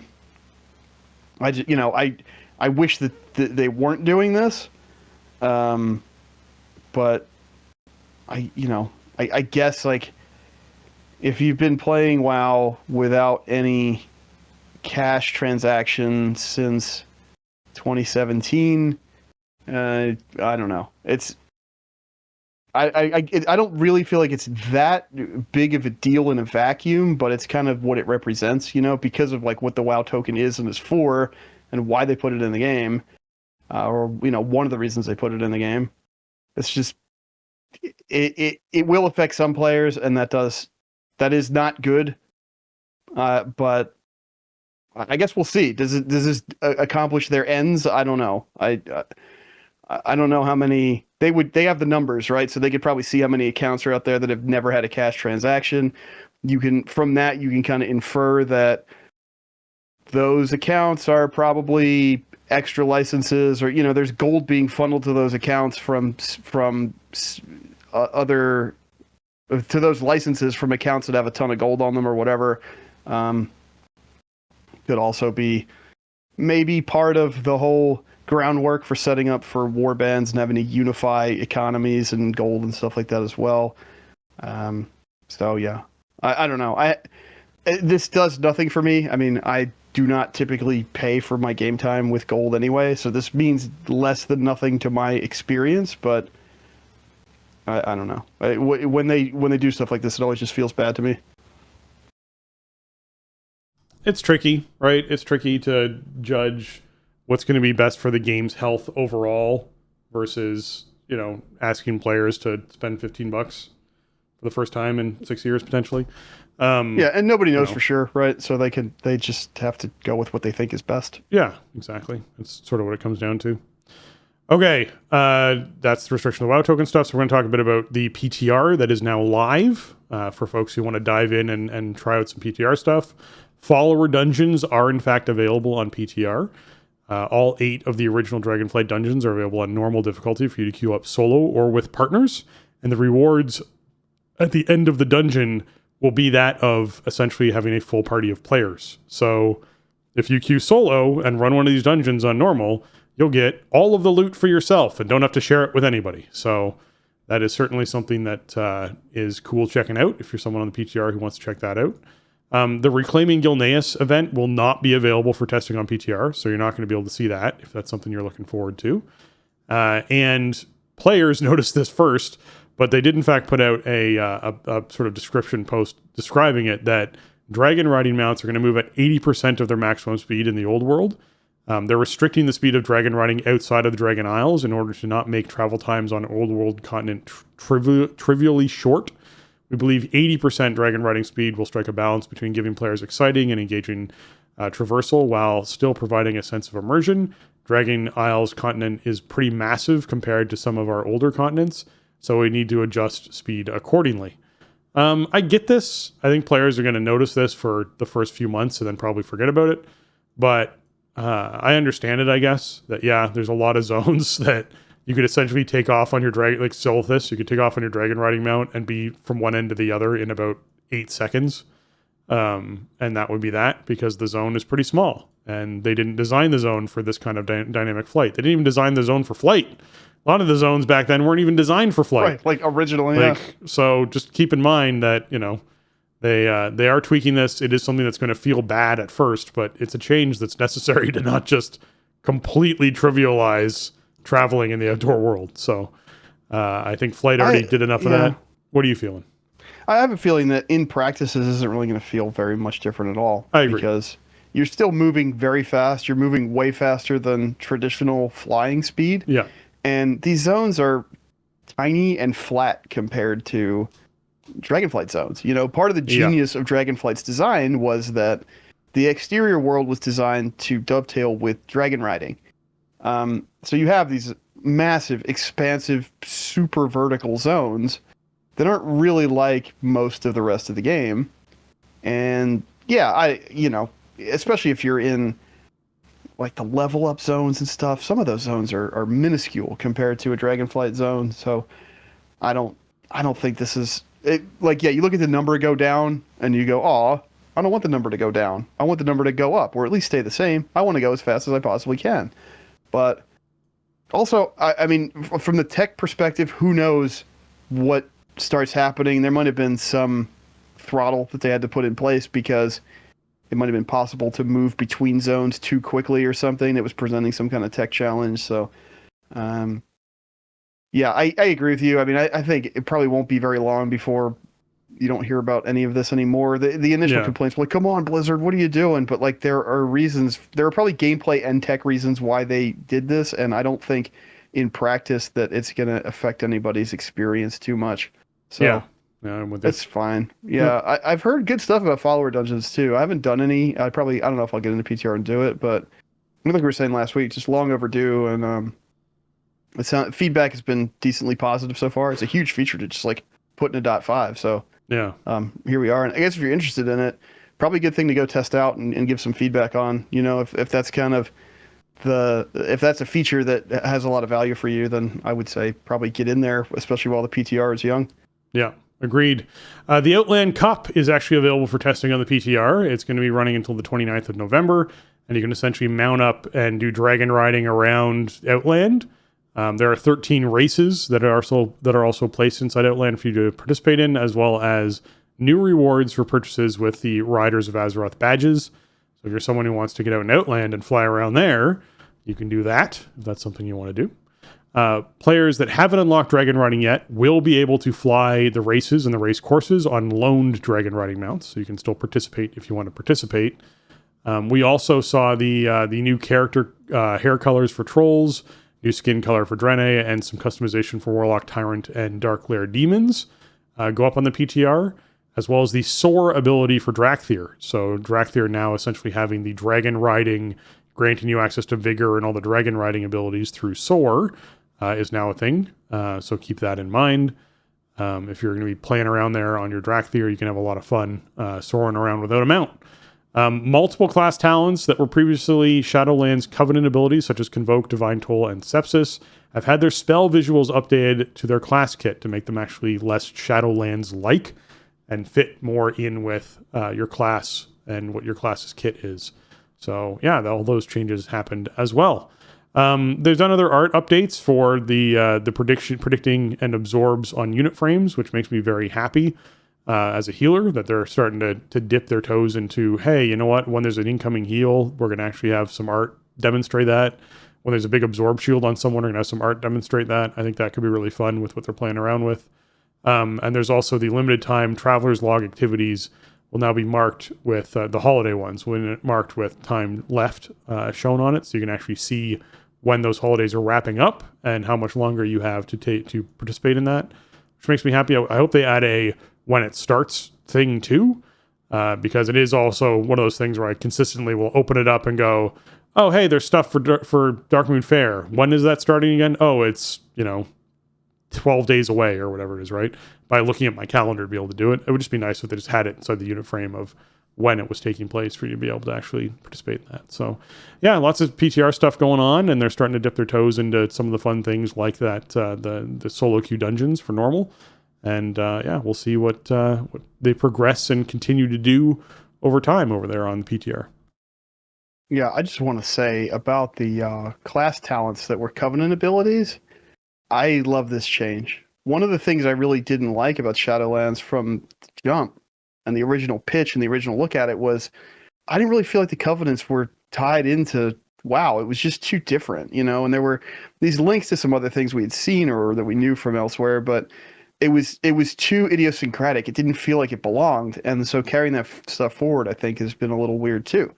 I don't know. Maybe I'll feel differently about it in a few years, but Shadowlands felt so detached from the core of what I like about WoW. So I'm glad this was on the radar to get this into Dragonflight and to start redoing some of these visuals. And I don't know, maybe this could be an opportunity for a glyph or something. Like if you really like the Shadowlands visual for your ability, then that would be cool if they added a way to just toggle that. But for me personally, it's not like, I don't know. I don't need to forget that Shadowlands ever occurred, but I don't necessarily want the classes to still reflect those Covenant abilities visually. Yeah. That's just my personal preference. If they're rolling it into the class, then it should be part of the class. It shouldn't be something that is carried over. So I think it's important that if they're going to keep these abilities around, that they really fit thematically with what your class is and what your class fantasy is.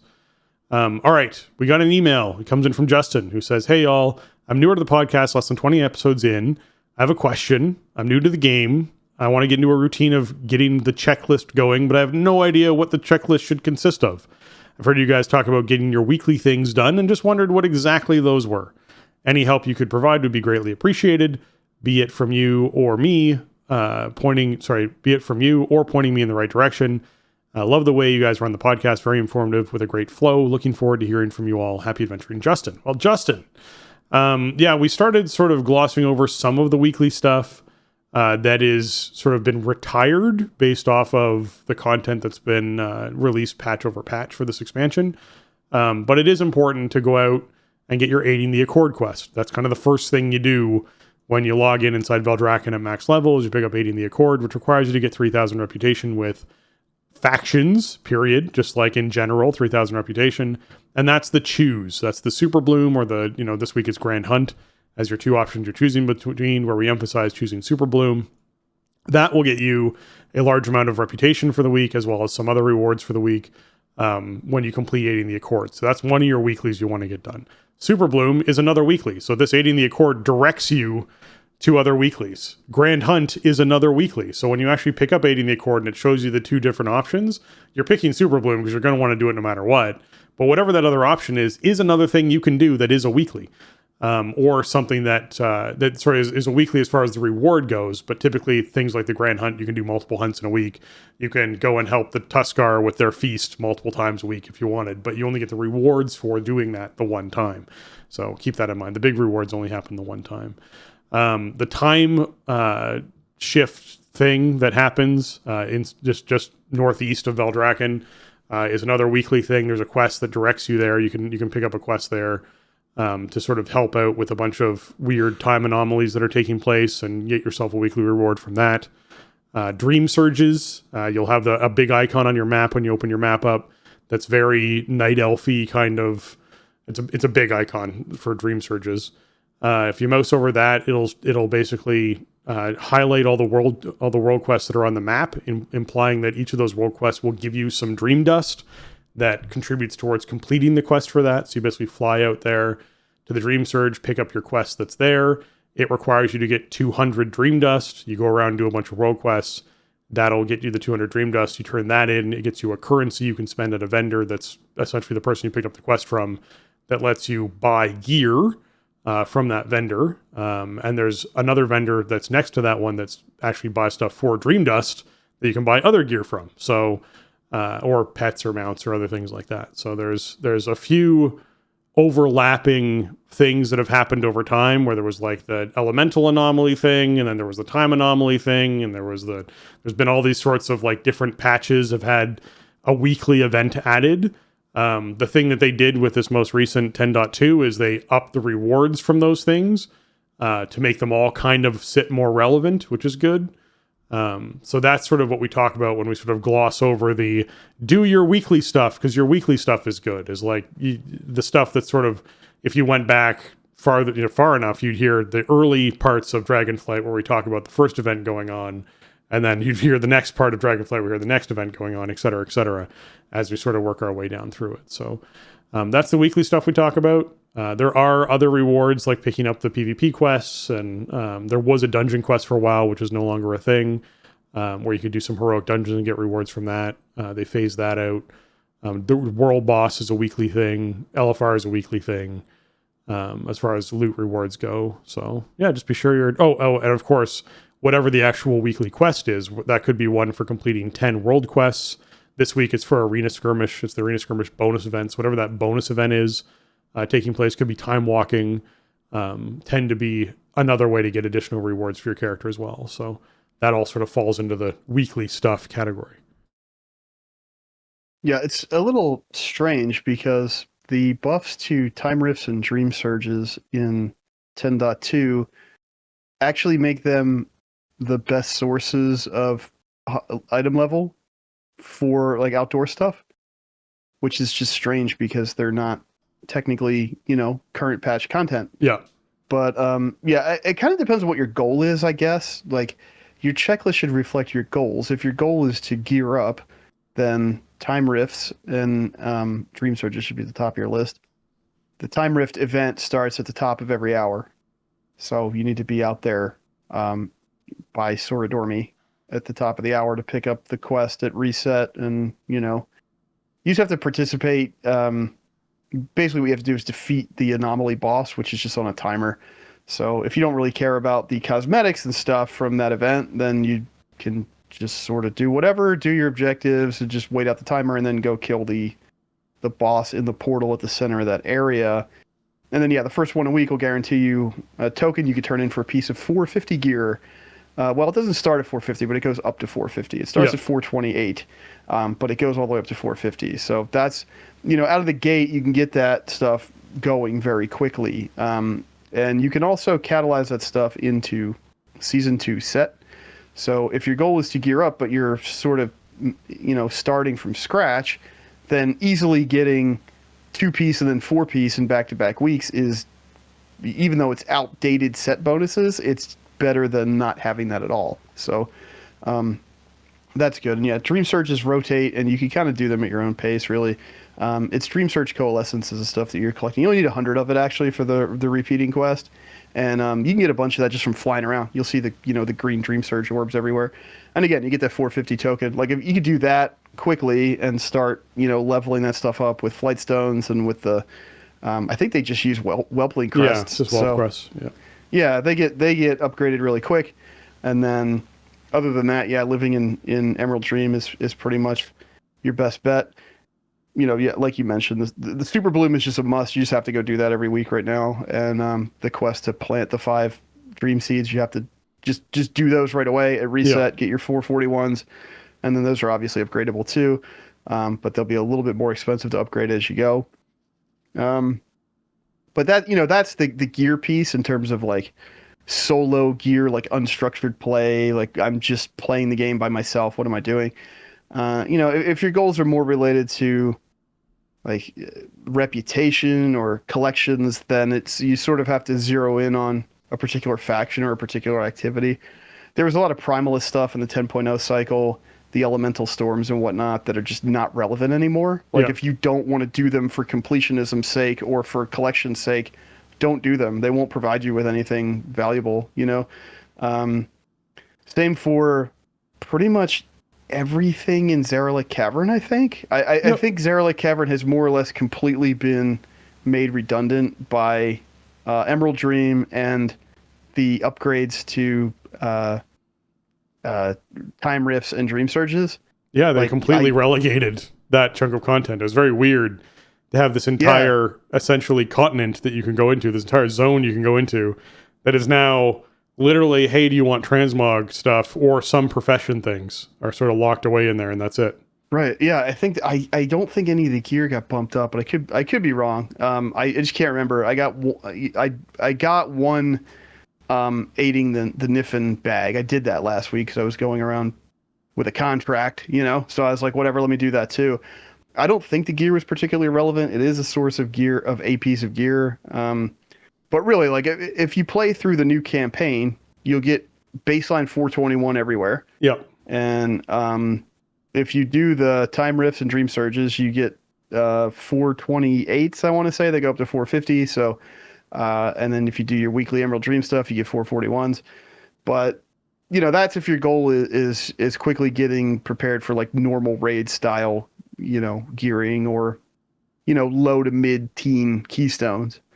So it's kind of tricky because a lot of stuff has come in Dragonflight that sort of lived and died in the span of a 2-month-long patch. Yep. It's just like this activity that was just there for that span of time, and it still happens, and it's still on this timer. You can go to the Primalist Future if you want to, but if you're not there to collect Mog mounts, whatever, then you're not really benefiting from that. So it's funny. In previous expansions, this was sort of locked in, It was just like, well, you pretty much live in this new patch content, or like there's these things that you do all expansion, and then they incorporate the new patch content. And Dragonflight hasn't really worked like that. So that would be, that'd be my advice in terms of stuff to focus on. I wouldn't go any farther back than that. Do Emerald Dream. Do if 450 top end item level is interesting to you, then do a Time Rift and do a Dream Surge. And that's really, I mean, I wouldn't worry about doing anything else. If something else seems appealing because you like the vibe of the place, or you want to collect a thing off a vendor, there's all kinds of stuff in the world in Dragonflight, but in terms of what is super relevant for you to do, I think it pretty much stops there. Like, if you didn't do Obsidian Citadel, you could go grind that out and get your Black Dragonflight scales for your mounts, and get all those cosmetics, and you can go do what is the place in the place with all the arcane stuff and the Sundered Flame, and you had the bar that you fill up, the arcane conservatory or whatever it Yeah. was. Like, there's a rep there, there's cosmetics, there's no relevant power. And you can go grind that all day if you want to. So I don't know. That stuff is off my radar. Like, I never finished that grind. I did finish Obsidian Citadel pretty fast, but they've kind of put all of these like super optional grinds for cosmetics and stuff all throughout this expansion from day one. Which must really be kind of a nightmare to try to unravel if you haven't kept up with it, or you've been away, or you're fresh in. It was. So yeah, it's just like there's so much stuff that really, if you could take or leave the cosmetic angle, if you could take or leave the collection angle, like all of that stuff from 10.0 up through, honestly, through 10.1, it's totally optional. I think the only stuff you're really looking at is the 10.2.5 and 10.2.7 stuff, which I mentioned, 10.1.5 and 10.1.7 stuff, and the current stuff. So I guess that's kind of the nice thing is Emerald Dream is sort of a clean break, because you could just do Emerald Dream and be okay, right? Like, it's nice to have the older patch stuff be upgradable to relevance. But if you just don't even want to do that and you just want to live in the Emerald Dream, it's like, I don't know. Absolutely can. What do you think the lap is around Emerald Dream for the week? Like an hour? You know, if you're just going to check in and do one big World Quest pass and do the weekly events, it's maybe 2 hours, you know? Yeah, I mean, you can kill the rares and things like that, which will get you some other rewards and some more chances at gear and some mounts and some pets and stuff like that. I mean, the loop is about an hour when it comes to what you need to do. Like, in general, like if you wanted to do all the events and everything else, you're probably looking at like an hour and a half to sort of do all of that. I mean, if I'm not including LFR in there, which is going to take 45 minutes to an hour on its own anyways. But yeah, I think if even what we listed as the 10.1.7 content on, you're probably looking at like an hour and a half of time to commit to be able to knock those things out. And it's not crazy to accomplish that. So, you know, I think it's a pretty good place for most players to start, is that kind of spot. So thanks for writing in, Justin. Appreciate it. Certainly hope that we can help you out with that. And if you got, more questions, feel free to hop into our Discord, startingzone.com/Discord. You can ask more questions there. I'd like to take a moment to thank all of our patrons and give a shout out for a specific group of them. Alianas, Arajian, Celine, James, Kapawi, Max, Shorel, and Vespin. Thank you so much for everything that you in particular give. But a big shout out to all of our patrons and everything that all of you give. It all goes towards contributing to improving the show, paying the bills for hosting things, equipment, all that kind of idea. So it keeps us up and running every week. You patrons are the lifeblood of the show. So thank you so much for being there to support us. Our Patreon is over at patreon.com/thestartingzone, as folks can jump in and support the show there. And a big shout out to our newest patron, James F. Thank you so much for hopping in and supporting the show. We really appreciate all of our patrons and everything that everyone's willing to give. Absolutely. Thank you, James. Welcome aboard. And thank you all patrons, past and present, for supporting the show. It means a lot and helps us keep the show in production and keep all the episodes hosted and all that stuff. So thank you all for contributing and helping us make the best show that we can. Thank you. All right, if you folks have enjoyed this episode of The Starting Zone, consider heading over to your iTunes, your Apple Podcasts, and leave us those 5-star reviews. They really help out our show.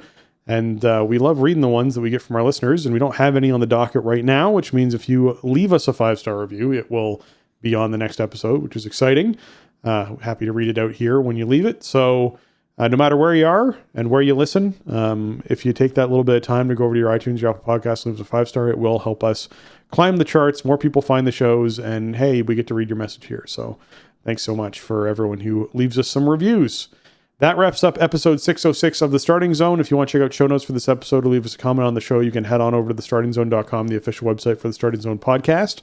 And if you want to contact the show and leave us your feedback or ask a question, you can email us at thestartingzone@gmail.com or reach out to us on Twitter at The Starting Zone or over and join our Discord at thestartingzone.com/Discord. If you want to get your hands on some TSZ gear, you can find that over at TeePublic. That's teepublic.com/stores/The Starting Zone. You can check out all the designs on shirts and mugs and stickers and all that kind of fun stuff. And Jason, if folks are trying to find you on the internet, where can they do that? Best place to find me, as always, is over on Twitter. You can find me over there at Shieldwald. And you can also find me streaming WoW over on twitch.tv/Shieldwald. Streams are usually Tuesday, Wednesday, Sunday. It's 7:30 Eastern. Doing Amir Drasil stuff, doing Season 3 Keystones, just hanging out and doing other, Emerald Dream stuff. I've had this ongoing battle with my ISP, and it's certainly not resolved, so stream can be kind of unpredictable, but I do try to throw it up whenever I'm, sitting down to play, so come check out the Twitch over there. I also have a channel at youtube.com/Shieldwald, but considering I can't stream to one outlet, I haven't really been trying to multi-stream lately. Oh, well, if you're trying to find me, you can find me on Twitter by throwing a subscribe or a follow to @Spencer_Nowney. Twitch is twitch.tv/SpencerHD, and YouTube is youtube.com/@SpencerHD. And with that, for Jason and myself, we want to say thanks for listening, and jobs done.